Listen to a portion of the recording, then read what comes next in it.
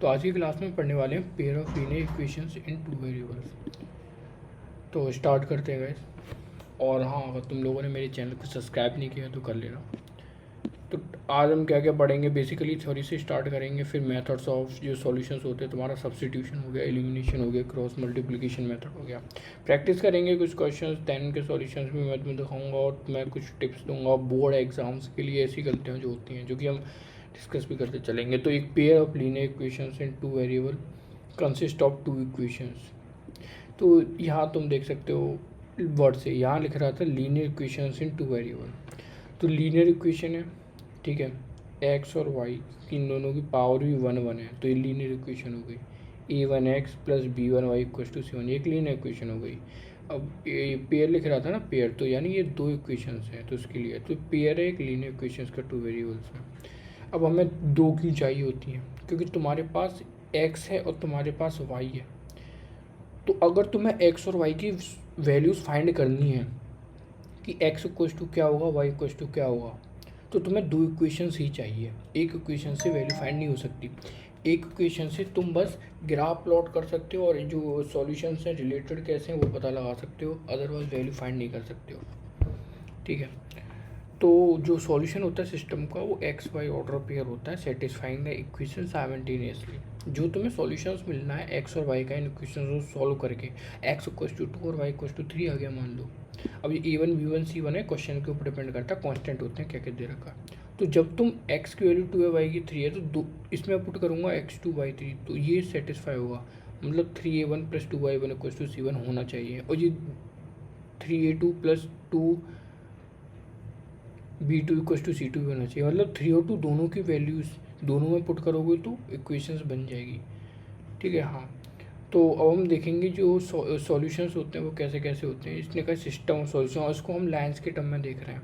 अगर एक unique solution है तो तुम्हें पता है ये जो इक्वेशन है, ये तुम्हारी ये जो इक्वेशन दिख रही है, ये एक स्ट्रेट लाइन की इक्वेशन है। ये स्ट्रेट लाइन की कैसे हुई, तो आप करिए एक्स और वाई की वैल्यू आती है। एक्स और वाई की वैल्यू जब आती है जब दो इक्वेशंस हो, ये और ये। अब मान लो मैंने एक इक्वेशन दी है, अब मैं कह रहा हूँ कि इसे प्लॉट करो ग्राफ पे, तो कैसे करोगे, एक्स को 1 पुट करो, तो x को अगर मैं 1 पुट करूँगा तो y क्या आ जाएगा, c1 minus a1 divided by b1। x को 2 पुट करो तो y क्या आएगा वो निकालो, 3 करो ये आएगा, और ग्राफ पे प्लॉट करते जाओ तो तुम्हें एक स्ट्रेट लाइन मिलेगी, ऐसी दूसरी की मिलेगी। तो अगर इसका यूनिक सॉल्यूशन होगा तो जो लाइन्स हो वो इंटरसेक्ट करेंगी एक पॉइंट पे, और वो जो पॉइंट होगा उसके कोऑर्डिनेट होंगे एक्स कोमा वाई, और वही हमारे सॉल्यूशंस हैं इन दोनों लीनियर इक्वेशंस के। यानी तुम सॉल्यूशन को दोनों में डालोगे तो c1 और c2 के इक्वल आ जाएगा। और अगर मान लो वो लाइन पैरेलल आ रही हैं तो वो सॉल्यूशन नहीं है। तो हाँ, अगर ये लाइन पैरेलल आ रही है तो ये दोनों कभी, मतलब इनका सॉल्यूशन होगा ही नहीं। और अगर ये दोनों लाइन कोइंसाइड कर रही हैं, मतलब जो तुमने पहली लाइन ड्रॉ करी और तुमने जो पहली लाइन ड्रॉ करी तुमने कोई भी ऐसे करके ऐसे, और तुमने दूसरी लाइन ड्रॉ करी वो भी ऐसी आ गई, ऐसे इसके ऊपर ही आ गई। अब ये क्या है, कोइंसाइड कर रही हैं, और ठीक है। और अगर तुम्हारी दो लाइन ऐसे ग्राफ में काट रही हैं तो यूनिक होगा, तुम्हारी दो लाइन ऐसे पैरेलल हैं, इसके पैरेलल ही है, ये पैरेलल लाइन्स हैं, तो इसका मतलब क्या होगा, इनके नो सॉल्यूशन है, इसमें नो सॉल्यूशन है, इसमें यूनिक सॉल्यूशन है, जो पॉइंट है उसका इनफाइनाइट है, ठीक है। वैसे इसका इतना ज़रूरत नहीं पड़ने वाला, ग्राफ वाले का तुम लोग क्वेश्चन सॉल्व करोगे तो ये तो बस इमेजिन कराने के लिए होता क्या है एक्चुअली। तो मेथड ऑफ सॉल्यूशन देखते हैं। ऐसे मैंने कहा था ना 3 मेथड होंगे, सब्स्टिट्यूशन होने वाला है तुम लोगों का, एलिमिनेशन होगा, क्रॉस मल्टीप्लिकेशन होगा, ठीक है। देखते हैं सब्स्टिट्यूशन में क्या करते हैं। पहले दो मेथड ईजी हैं, क्रॉस मल्टीप्लिकेशन है एक्चुअली चैप्टर में एक ही मेथड टफ है, क्रॉस मल्टीप्लिकेशन, जिसमें तुम्हें थोड़ा याद करना है। सब्स्टिट्यूशन में एक इक्वेशन लेनी है और एक वेरिएबल की वैल्यू निकालनी है, जैसे कि मैंने किया भी था अभी, ग्राफ प्लॉट करने का एग्जांपल दे रहा था, a1x plus b1y equal to c1। अब ये दूसरी इक्वेशन है, तो मैं क्या करूँगा, यहाँ से y इक्वल टू क्या होता है निकालूंगा, तो y इक्वल टू क्या है, c1 minus a1x by b1। अब इसको यहाँ डाल दूंगा तो ये इक्वेशन x में बन जाएगी, और फिर उसको सॉल्व करके निकालूंगा, तो ये हो गया। और फिर उसको कि वही है, सब्स्टिट्यूट करना है और फिर दूसरी इक्वेशन को सॉल्व करना है। ये एग्जांपल जब हम करेंगे ना बहुत अच्छी तरह समझ में आ जाएगा तुम लोगों के। अब एलिमिनेशन मेथड बताता हूँ। एलिमिनेशन मेथड में क्या करते हैं हम लोग, एलिमिनेशन में हमको एलिमिनेट करना है, यानी एक वेरिएबल को हटा देना है। हटाओगे कैसे हटाओगे, ऐड करके तो नहीं हटा सकते, सब्ट्रैक्ट ही करना पड़ेगा। तो हम क्या करेंगे, अब सब्ट्रैक्ट हमेशा नहीं कर सकते। अब मान लो इस इक्वेशन में से इसको घटा रहा हूँ, लेकिन ये a1x है, ये a2x है। अगर इन दो x a1x होता और ये भी a1x होता तो ये दोनों कट जाते। तो वही कर रहे हैं, हमारा होता नहीं है लेकिन हम बना लेते हैं। हम क्या करते हैं, कोफिशिएंट को अलाइन करेंगे, ठीक है, और मल्टीप्लाई करेंगे by to equalize a coefficient. Coefficient में एक नंबर का मल्टीप्लाई करेंगे जिससे इन दोनों के कोफिशिएंट इक्वल हो जाएंगे। मैं यहाँ क्या करूँगा, a2 का मल्टीप्लाई ऊपर वाली इक्वेशन में, तो ये हो जाएगा a2a1x प्लस a2b1y=c1e2। यहाँ a1 का करूँगा तो यहाँ आ जाएगा a1a2x प्लस a1b2y=a1c2। तुमने देखा x के आगे का कोफिशिएंट a1a2 हो गया और इसका a1a2 इसका भी हो गया। जब घटाऊँगा तो ये कट जाएगा और y रह जाएगा। तो ये हो गया मेरा एलिमिनेशन मेथड। फिर मैं क्या करूँगा, ऐड करूँगा या सब्ट्रैक्ट करूँगा। हमेशा सब्ट्रैक्ट नहीं करना होता, कभी कभी ऐड भी करना होता है। मान लो यहाँ पे तुम्हारा नेगेटिव साइन होता, यहाँ प्लस है तो ऐड ही करोगे ना, डायरेक्ट हो जाएगा। और फिर सॉल्व कर देना है, जो एक्स है उसको निकाल के फिर वाई की इक्वेशन में पुट करके हो जाएगा। ये जो है ना क्रॉस मल्टीप्लिकेशन मेथड वाला, ये वाला, इसको तुम्हें याद करना होगा। देखो ये इसकी ज़रूरत नहीं पड़ती क्योंकि तुम इन दोनों से कर सकते हो सारे क्वेश्चन। लेकिन मान लो अगर एग्ज़ाम में लिखा है कि इसको क्रॉस मल्टीप्लिकेशन से करना है तो करना ही पड़ेगा।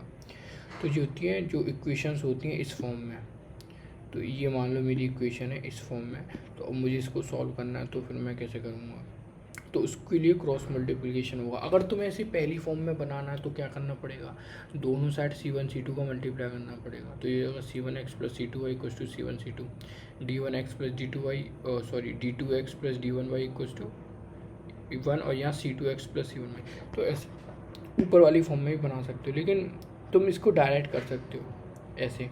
अब तुम कहोगे ये फार्मूला कहाँ से आया भाई, फार्मूला एलिमिनेशन मेथड या सब्स्टिट्यूशन मेथड किसी से भी ड्राइव करा जा सकता है।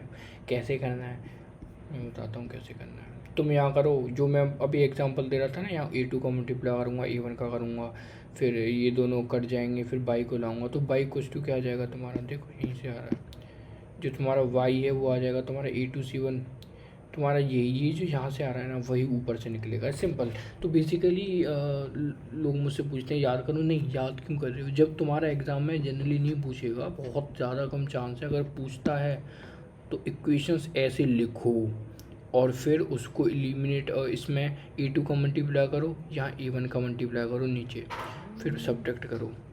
सब्ट्रैक्ट करने के बाद क्या करना है, तुम्हें y की वैल्यू निकाल लेनी है, ठीक है, y की वैल्यू निकल जाएगी, फिर उसको इसमें पुट करके x की निकाल लेनी है और फिर ये आ जाएगा। और ये सुनना नहीं है, करना है तुम लोगों को, ठीक है, ट्राई करो करने का, तभी कुछ होगा, ठीक है। तो अब हम लोग क्या क्या करते हैं, हम लोग प्रैक्टिस क्वेश्चंस करते हैं, लाइक क्वेश्चन सॉल्व करते हैं।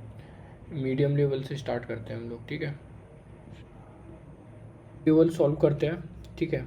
तो तुम्हें ये सॉल्व करना है, ठीक है, ये वाला क्वेश्चन सॉल्व करना है। तुम्हें इसके नेचर ऑफ सॉल्यूशंस बताने हैं क्या है, और उसमें तुम्हें एलिमिनेशन ही यूज करना है, और इसको तुम किसी भी मेथड से इसको सॉल्व कर सकते हो, ठीक है। तो स्टार्ट करता हूँ मैं, तुम वीडियो पॉज करके ट्राई कर सकते हो तुम सब कि कैसे कैसे सॉल्व करते हैं, ठीक है। मैं स्टार्ट कर रहा हूँ। तो हम पहला वाला क्वेश्चन सॉल्व करते हैं, 2x plus 3y equals to 13, 4x minus y equals to 5, ठीक है। तो लाइक मैंने तुम लोगों को बताया था सब्स्टिट्यूशन का मेथड, राइट, ठीक है। तो मैंने इसमें वही अप्लाई किया है, ठीक है।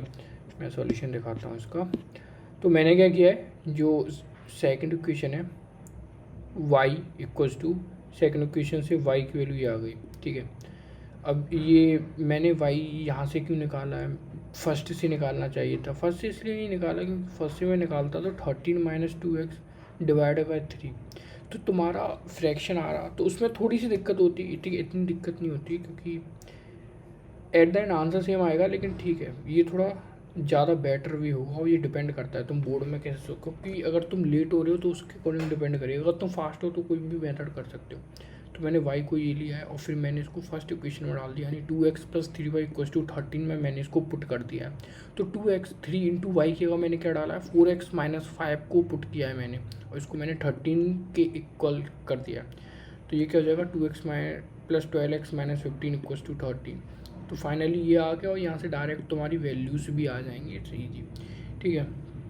हाँ, तो लाइक सेकंड क्वेश्चन का तुम्हें क्या करना था, nature of the solution define करने थे, राइट।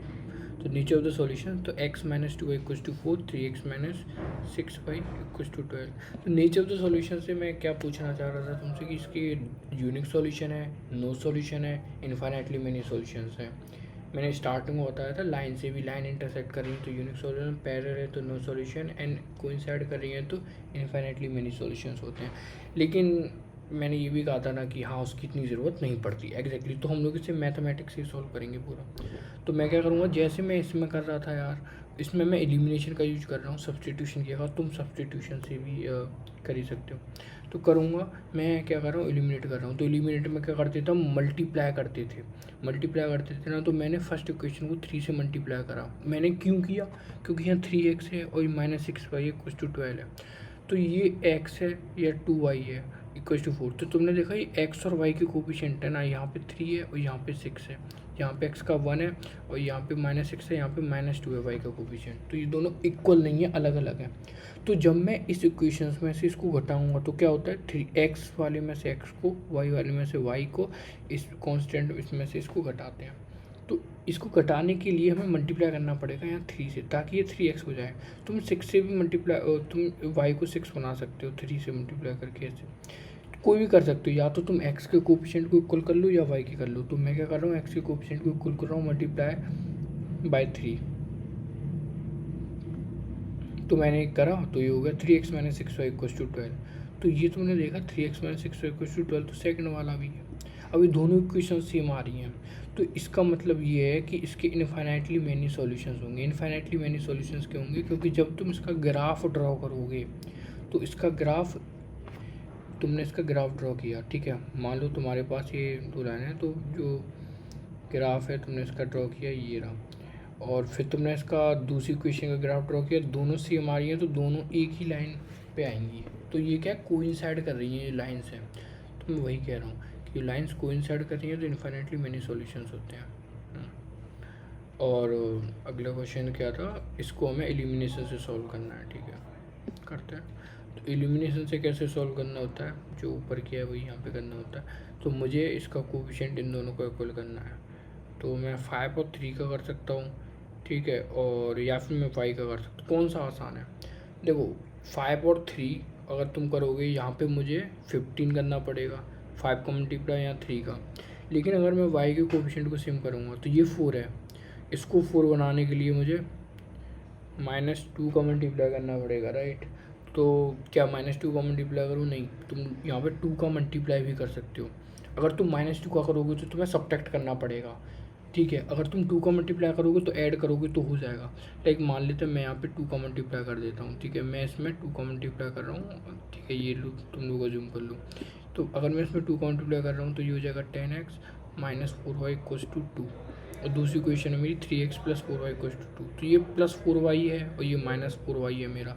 तो मैं अगर इन दोनों इक्वेशंस को ऐड कर दूंगा तो 3x प्लस 10x कितना होता है 13x, 4y plus minus 4y, तो 4 से -4 कट जाएगा, तो ये दोनों क्या हो जाएगा, इससे ये कट जाएगा तो 0 हो जाएगा, और ये 20 प्लस 22 हो जाएगा। ये तो x क्यूब आ गई 322/13। अब y की कैसे निकालनी है, फर्स्ट इक्वेशन में सब्सटीट्यूट करो, x क्या ये 22/13 है, ये इसमें सब्सटीट्यूट करो, -2y इक्वल्स टू 1 हो गया। तो ये हो गया तुम्हारा 110 divided by 13 -2y equals to 1। हाँ, और ये आगे फर्दर ऐसे सॉल्व करके तुम y की वैल्यू भी निकाल सकते हो। अगली क्वेश्चन में मैंने मेथड नहीं लगा था, तो तुम लोग इसमें वो भी ट्राई कर सकते हो जो हमारा क्रॉस मल्टीप्लिकेशन वाला मेथड था, ठीक है। Cross multiplication is nothing but substitution and elimination, वो डायरेक्ट लिख दिया है मैंने। तो मैं ऐसे समझो, मैं जो स्टेप्स कर रहा हूँ ना उनको घटा के फाइनल क्या होता है वो है एक्चुअली, उसमें बस वैल्यू पुट करनी होती है, ठीक है, वो नहीं पूछते एग्जाम में ये लोग। पूछे तो मैंने तरीका बताया था, इक्वेशंस लिख के वहीं ड्राइव कर लेना, या फिर याद कर लो अगर तुम बहुत जल्दी याद कर सकते हो तो, सिंपल।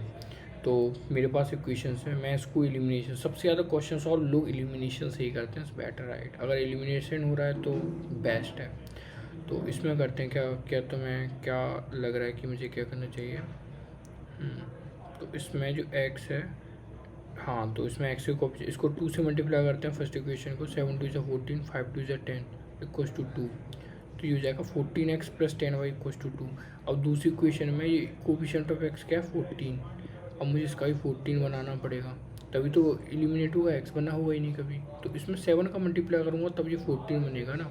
तो मैं क्या कर रहा हूँ, 7 का मल्टीप्लाई कर रहा हूँ उसमें, तो ये हो जाएगा 14x। इसमें 7 का करूँगा, 7 3 21y इक्वल्स टू कितना हो गया, -112। ठीक है, अब मैं इन लोगों को सब्ट्रैक्ट कर दूंगा तो मुझे यहाँ से y की वैल्यू निकल जाएगी और इक्वेशन में फिर से पुट करके x की भी निकल जाएगी। ओके ठीक है, तो अब हम हाई लेवल प्रॉब्लम्स पे आते हैं। हाई लेवल प्रॉब्लम्स में क्या था, हाँ एग्जैक्टली राइट, इसमें वर्ड प्रॉब्लम से पूछेगा और यही प्रॉब्लम्स तुमसे एग्ज़ाम में भी पूछे आने वाली हैं, क्योंकि इसी टाइप्स की प्रॉब्लम पूछे, क्योंकि क्या है कि लाइक एग्ज़ाम में उन लोगों के पास ज़्यादा हर चैप्टर से हर क्वेश्चन नहीं पूछ सकते, राइट। तो अच्छा ही क्वेश्चन पूछते हुए तो यही आता है।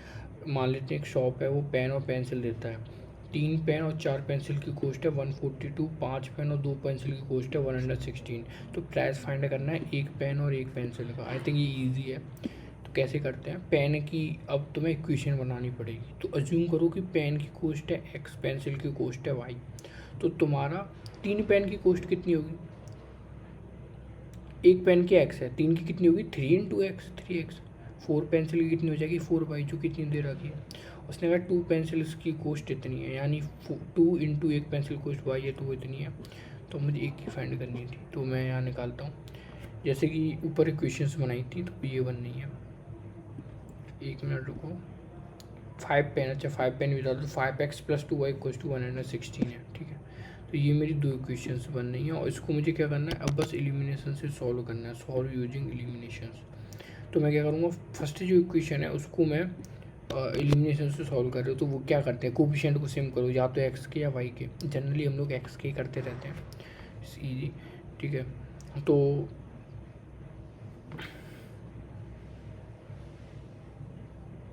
देखते क्या करना है इसमें। तो इसमें मल्टीप्लाई करना है इक्वेशन सेकंड, इससे ये हो जाएगा लाइक मेरा 10x + 4y = 116। मैंने इसको 2 से मल्टीप्लाई किया, सिंपल 10x + 4y = 116। तो अब मुझे सेकंड इक्वेशन को मल्टीप्लाई करना है क्या, तो देखते हैं। 10x + 4y = 232। तो यहाँ पे x का कोफिशिएंट 10 है, यहाँ पे 3 है, अच्छा ये इक्वल नहीं है। y का 4 है और यहाँ पे भी 4 हो गया। अरे कोफिशिएंट अगर तुम्हारे इक्वल हो गई तो अब no need to multiply the first equation by any number. तो क्या करना है, डायरेक्ट सब्ट्रैक्ट, ठीक है। सब्ट्रैक्ट कर दो, y से y कट ही जाएगा एट द एंड। तो तुम्हारा क्या हो जाएगा, 7x 90 हो जाएगा, x निकला है 90/7।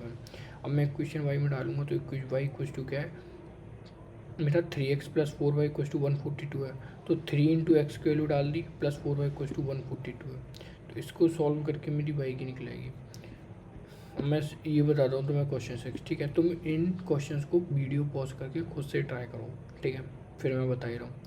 तो अब मैं इस क्वेश्चन को करता हूँ। ये कह रहा है कि the sum of the 2 numbers is 7, the difference of their reciprocal is 1/4, set up and solve. 2 number हैं, क्या करते हैं, 2 नंबर बोल रहा है x और y मान लो, उनका सम 7 है, x + y को 7 कर लो। और वो बोल रहा है कि the difference of there reciprocals. Reciprocal का मतलब क्या होता है, उल्टा, 1/x और 1/y। ये x का रेसिप्रोकल है 1/x, x का जो रेसिप्रोकल इनवर्स यानी 1/x, और y का रेसिप्रोकल 1/y। तो क्या हो गया, डिफरेंस है उन दोनों के रेसिप्रोकल का 1/4। तो 1/x - 1/y = 1/4 दे रखा है। अब क्या करना है, अब सेट अप एंड सॉल्व। तो क्या हो गया तेरा, x + y 7 दे रखा है, 1/x - 1/y = 1/4 दे रखा है। तो ये मतलब काफ़ी अच्छी प्रॉब्लम है और इसका तो मैं NCERT में भी क्वेश्चन मिलेगा। तो यहाँ क्या होता है, यहाँ x y आ जाएगा। अब तुम लोग कहोगे अरे ये क्या हो गया, ये तो x y आ गया। तो हाँ, इससे दिक्कत होती है, क्योंकि अगर x y आ गया अब ये लीनियर नहीं रही, ठीक है। क्योंकि हाँ, अब ये प्योरली, इसमें ये भी पूछता है क्या ये लीनियर इक्वेशन है, हाँ तो ये लीनियर इक्वेशन अभी नहीं है, क्योंकि इस x की पावर 1 y की पावर 1, तो 2 पावर हो गई दोनों को मिला के, ठीक है। तब भी हम इसे तरीके से सॉल्व कर ही सकते हैं। मतलब अगर तुम y - x को x/4 लिखोगे और तुम y को सब्स्टिट्यूट कर दोगे 7 - x, तो तुम्हें ये मिल जाएगा 7 - 2x = x, 7 - x/4। अभी इसने एटसेट्रा लिख दिया है, ठीक है। मैं बताता हूँ तुम्हें आगे, मैंने इसमें सॉल्यूशन नहीं लिखा। तुम लोग उसे ट्राई करो, लेकिन मैं बता देता हूँ इसमें क्या करना है। 7x इसका मल्टीप्लाई करोगे और -x² आ जाएगा, और यहाँ 7 माइनस 2x, तो एक्स स्क्वायर को उधर ले जाओ, x square minus 2x minus 9x हो गया, तो x square minus 9x plus 7, एक मिनट, यहाँ 4 भी, अच्छा तो 4 को पहले उधर मल्टीप्लाई करना पड़ेगा, ठीक है। तो तुम्हारा हो जाएगा x square 4 2 8, 8 minus 7 that is तुम्हारा लाइक 15 हो गया। तो x square minus 15x plus 28 equals to 0। अब तुम्हारी ये क्वाड्रेटिक इक्वेशन बन गई। तो अगर तुमने क्वाड्रेटिक वाला चैप्टर पढ़ रखा है तो तुम इसे इजीली कर और सॉल्व कर सकते हो, ठीक है। क्वेश्चन 7 क्या कह रहा है कि दो पीपल हैं जिनको साथ में काम करने में 12 दिन लगते हैं, one takes 20 days more than the other, find the individual time. ये बहुत अच्छा ट्रिकी क्वेश्चन है। लाइक तुम 8th क्लास में अगर तुमने टाइम वाला चैप्टर जो था वो अच्छी तरह पढ़ा है तो तुम लोग उसको कर लोगे। बाकी कोई नहीं पढ़ा तो मैं भी बता देता हूँ। जो टाइम होता है ना वो इन्वर्सली प्रोपोर्शनल होता है नंबर ऑफ़ इंडिविजुअल। मतलब मैं कह रहा हूँ एक बंदा किसी काम को एक दिन में कर रहा है तो दो बंदा आधे में करेंगे। इसने कहा है कि 12 दिन में दोनों कर रहे हैं। मैं मान लेता हूँ कि पहले बंदे ने मेरा x दिन में काम कर रहा है, अगर वो अकेला कर रहा है। मेरा दूसरा बंदा अगर अकेला काम करता है तो उसे y डेज लगेंगे काम को करने में। तो ये कह रहा है अगर दोनों काम कर रहे हैं तो कितने दिन लगेंगे, ठीक है। ओके करता हूँ। तो इसका मतलब है कि 1/x प्लस 1/y, ठीक है, 1/x प्लस 1/y तेरा,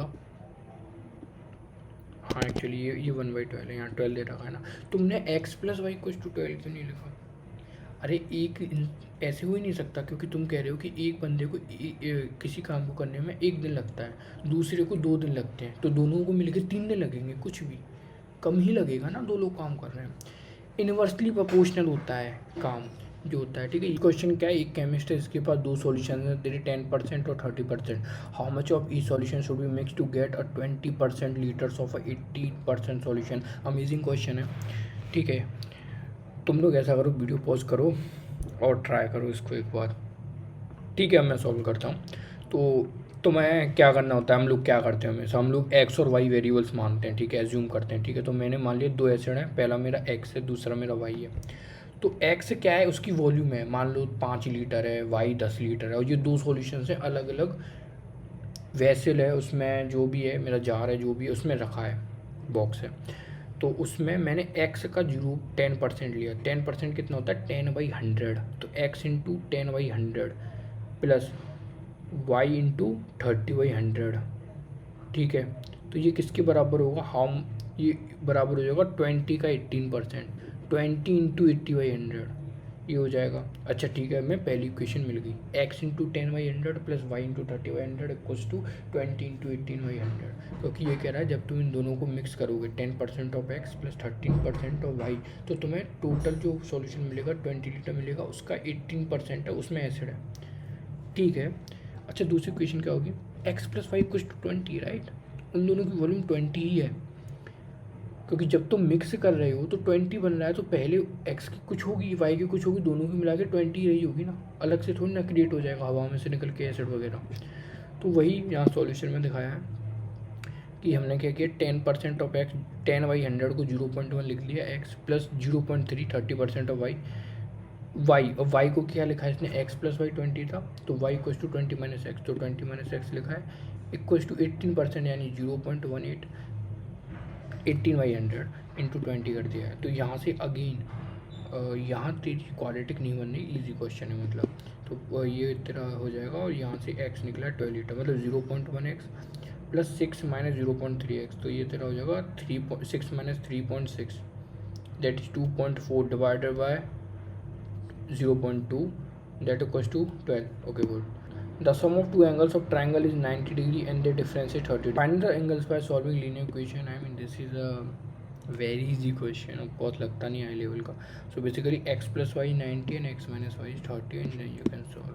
It's like a plus b 90 and minus b is 30. If you solve you will got a and b as 60 and 30. Okay, good. So basically we are done with questions. Guys, look, first time पे तुम लोगों पे हो सकता है ये question solve नहीं हो होंगे, दैट्स कम्प्लीटली 100% फाइन।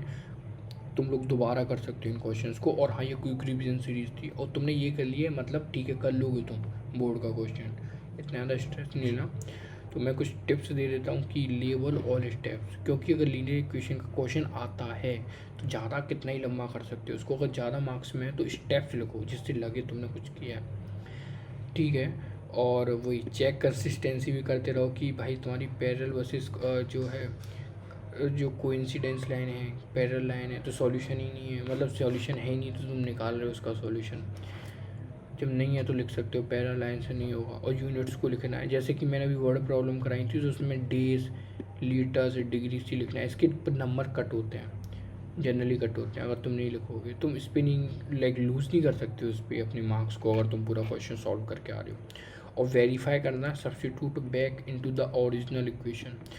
इसका मतलब क्या है, इसका मतलब ये तुमने फाइनली एक्स वाई की वैल्यू निकाल ली, अब क्या तुम मूव ऑन कर दोगे क्या अगले क्वेश्चन? अगर टाइम नहीं है तो कर सकते हो, अगर टाइम है तो जो तुम्हें पहले क्वेश्चन दे रखी थी उसमें एक्स और वाई की वैल्यूज पुट करो, देखो पुट करके जो आंसर आ रहा है 13 आ रहा है क्या, और दूसरी में सेम वैल्यू पुट करके 5 आ रहा है क्या, अगर आ रहा है तो 101% करेक्ट है, मूव ऑन कर सकते हो, ठीक है। टाइम मैनेजमेंट करना, अलोकेट 10 पर क्वेश्चन, ये तुम्हारी स्पीड के अकॉर्डिंग है, ऐसा कुछ नहीं है, लाइक तुम अपने अकॉर्डिंग कर सकते हो, राइट। ओके ठीक है गाइस, सो थैंक्स और support my channel, okay?